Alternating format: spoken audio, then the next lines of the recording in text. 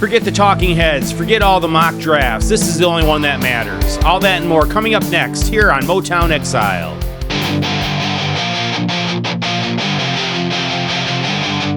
Hello, everyone, and welcome to another edition of Motown Exile, Detroit sports anywhere Exile takes you. My name's Ryan Relkin. Today's episode, we are less than 2 weeks from the NFL draft, and people are going to be searching like crazy, doing their research, trying to figure out who the Detroit Lions are going to take. Brad Holmes has been legendarily very cryptic going into the draft, and he has surprised us a few times. Now, his first year, his very first draft pick, Penei Sewell, that was no surprise at all. His second draft pick, Aiden Hutchinson, that wasn't a surprise either. But in his third draft, the Lions took Jahmyr Gibbs. Now, in hindsight, that seems like like what should they have done? That was like the best pick ever, right?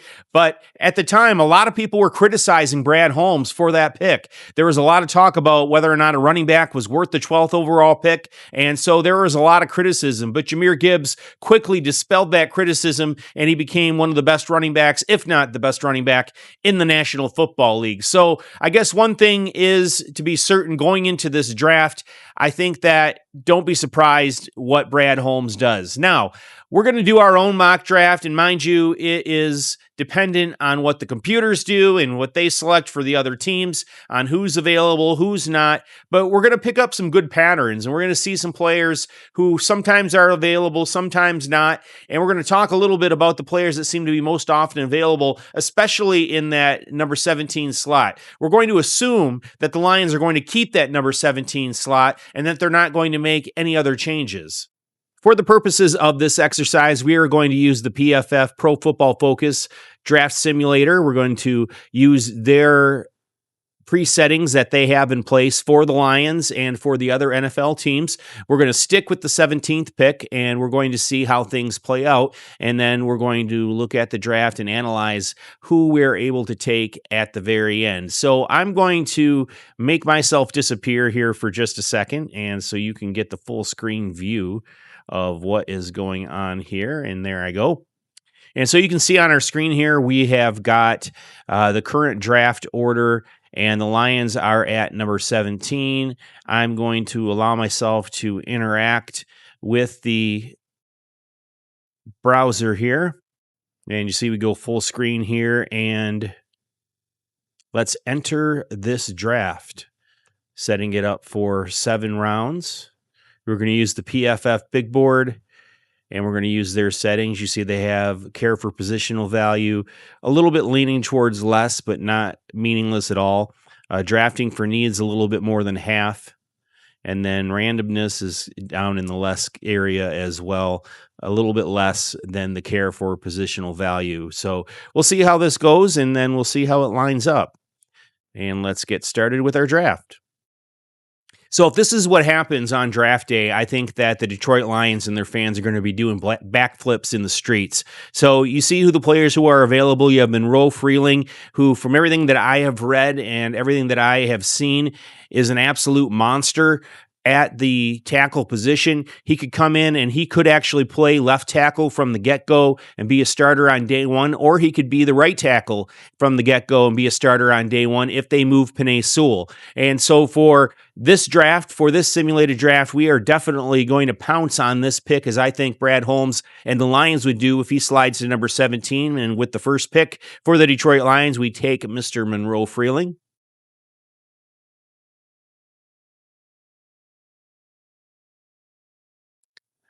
Now we're at pick number 50, and you can see we're into that area where best player available. We have the Lions' needs. You see that they need a tackle. We took care of that with the first pick with Monroe Freeling. They also need help on the defensive line. That's edge, that's interior, and then, of course, linebacker. And the best players available, they have Chris Bell from Louisville, who is the best overall player available. And you see Jacob Rodriguez at that linebacker position. He's intriguing. You've got Gabe Jackas at the edge position, and then Malachi Lawrence, who's a guy who a lot of people had going to the Lions, but may or may not pass the litmus test for Brad Holmes and his team. So let's see how we want to go here.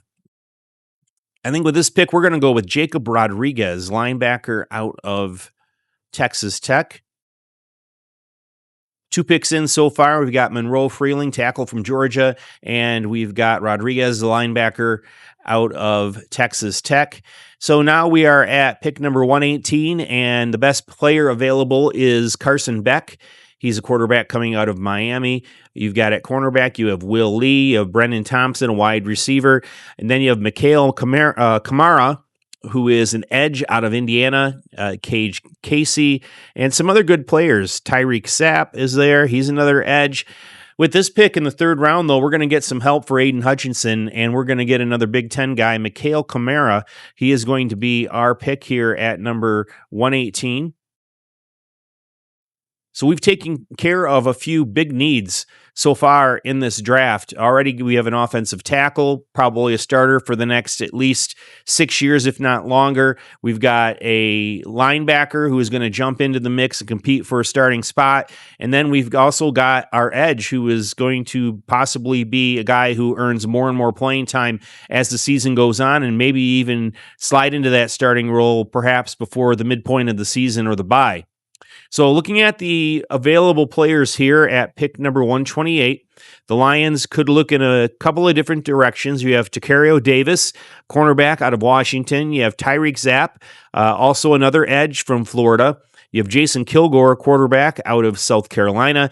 Reggie Virgil, wide receiver, Texas Tech. Jack Endries, a tight end out of Texas. I've seen some places where they are saying that the Lions might go with a tight end at some point in the draft. But at this point, I am going to do something that will probably make Lions fans, I don't know, I hope it makes them happy, but I'm going to go with a cornerback here, Tacario Davis. The Lions are short on depth at that cornerback position. We don't know about Terrion Arnold. We don't know about Ennis Rakestraw, and we need somebody healthy coming in who can compete for some playing time. And the Lions have made it a point to show us this season that competing for playing time is going to be a prerequisite for making this team. So we are going to go with Tacario Davis, cornerback out of Washington.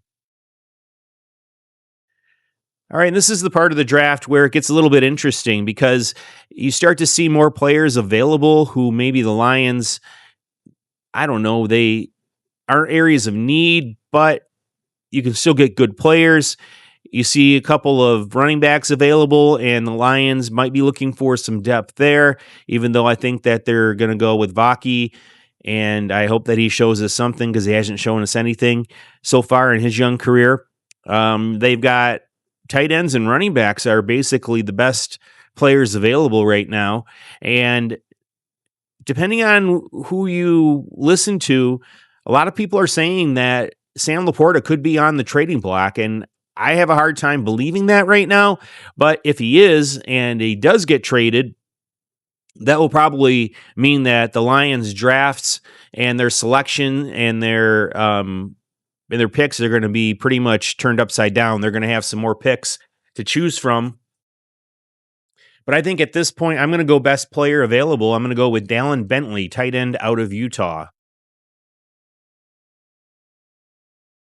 I think he's going to be a nice pick there if the Lions have a chance to grab him. So now we are at pick 181. We are now, I believe, in the 5th round.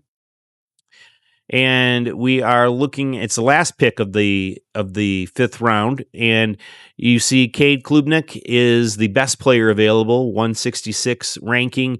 He's the former starting quarterback at Clemson University.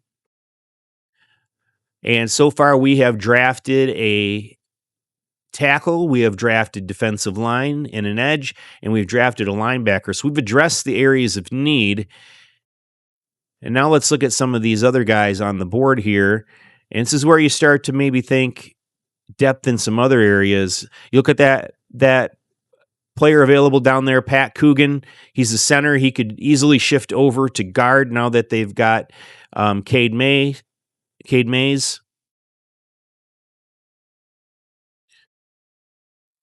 You see Armaj Reed Adams out of Texas A&M, another guard position. You have Drew Shelton, a tackle out of Penn State. And I am going to decide here, I'm going to go with Drew Shelton, tackle out of Penn State. So now we've got 2 tackles in the mix. We have an instant starter and we have a depth piece, a guy who can compete. And looking at the board now, we are at pick 205. We are in the 6th round. And Quintavious Hutchins, a defensive edge out of Boston College, is the best player available. You see Matt Gulbin, former center at Michigan State University, he's available. Down a little bit more, Skylar Gill Howard, defensive interior, is available. Another intriguing player, Red Murdoch, linebacker out of Buffalo, is available. We're going to go with Quintavious Hutchins as our pick here at number 192. So now the Lions have added, at this point, 2 tackles and 2 edges in our mock draft.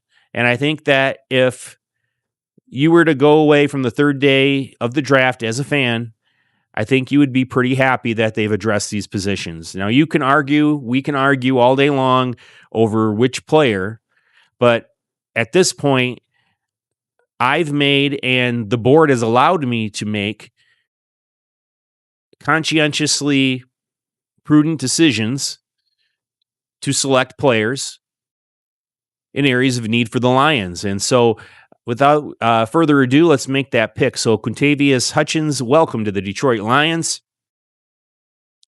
And we are on to pick number 213, another pick in the 6th round. And some good players still available here. You've got Eli Heidenreich. He's a fullback out of Navy. He's the highest ranked player. He shows up almost every single time on my board at this point. And I've actually taken him with the final pick a couple of times. We'll see if he's still there today. You have Red Murdoch, who is a linebacker out of Buffalo. And you have Lorenzo Styles Jr., safety out of Ohio State. I know the Lions are going to have some need there at the safety position. And I am going to go with Lorenzo Styles, safety out of Ohio State, only because I think that there are some mysteries out there as to whether we're going to be healthy on day one. And even though he's a rookie, if you played at Ohio State, as hard as it is as a Michigan fan for me to admit this, you have played in some huge games. You have played against the best competition.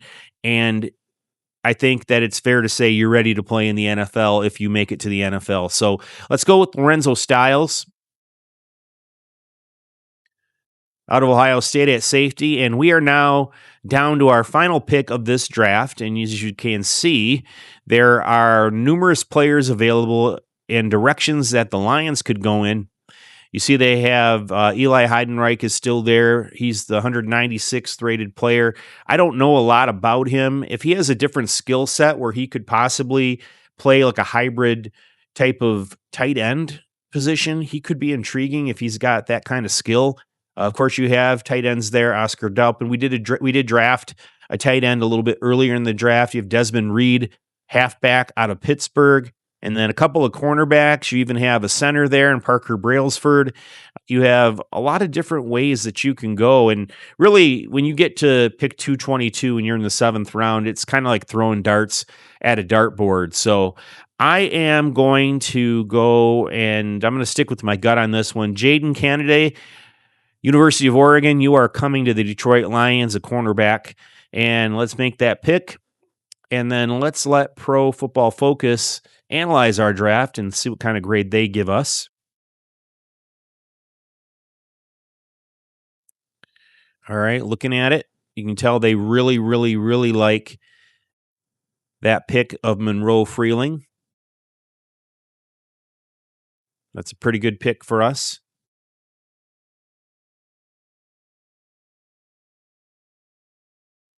And just adjusting the screen a bit.